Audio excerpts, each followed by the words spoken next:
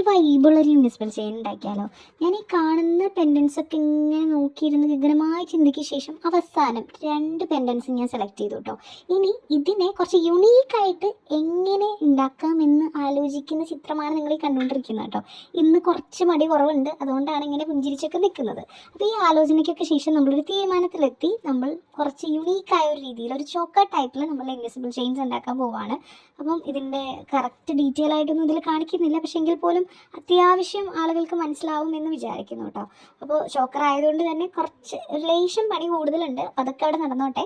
നമ്മൾ ഞാൻ ഒരു ജ്വല്ലറി മേക്കിംഗ് പഠിച്ചതിൽ എനിക്ക് ഏറ്റവും സന്തോഷം തോന്നിയൊരു കാര്യം എന്ന് പറയുന്നത് നമുക്ക് മാത്രമായിട്ട് യുണീക്കായിട്ട് സ്റ്റൈൽ ചെയ്യാൻ പറ്റും എന്നുള്ളതാണ്. നമ്മളുടെ കയ്യിലുള്ള ഡ്രസ്സിനനുസരിച്ച് നമുക്ക് തന്നെ ജ്വല്ലറീസൊക്കെ ഉണ്ടാക്കി ഇട്ട് നോക്കാം, നമുക്ക് വേറൊരു രീതിയിൽ അത് സ്റ്റൈൽ ചെയ്യാം എന്നൊക്കെ ഉള്ളതാണ് കേട്ടോ. ഇതുപോലെ തന്നെ സന്തോഷം, അല്ലെങ്കിൽ ഇതിനേക്കാളേ സന്തോഷമുള്ളൊരു കാര്യമാണ് നമ്മൾ ഏറ്റവും പ്രിയപ്പെട്ടവർക്ക് നമ്മൾ തന്നെ ഉണ്ടാക്കിയിട്ടുള്ളൊരു ജ്വല്ലറി കൊടുത്ത് അവരത് സ്റ്റൈൽ ചെയ്ത് കാണുന്നത് കേട്ടോ. ഞാനിപ്പോൾ ഈ ഒരു വീഡിയോ ചെയ്യുന്നത് ആ ഒരു ത്രില്ലിലാണ് കേട്ടോ. സംഭവം ഉണ്ടാക്കിയിട്ട് കുറച്ച് ദിവസങ്ങളായി. ഈ സംഭവം അയച്ചു കഴിഞ്ഞതിന് ശേഷമാണ് നമ്മൾ ഈ വീഡിയോ ഇടുന്നത്. അപ്പോൾ തീർച്ചയായും അധികം ദിവസം വൈകാതെ ഈ ഒരു ഗിഫ്റ്റ് ആൾ ഓപ്പൺ ചെയ്യും. ആളത് വെയർ ചെയ്തിട്ടുള്ള വീഡിയോ നമുക്ക് കാണാം.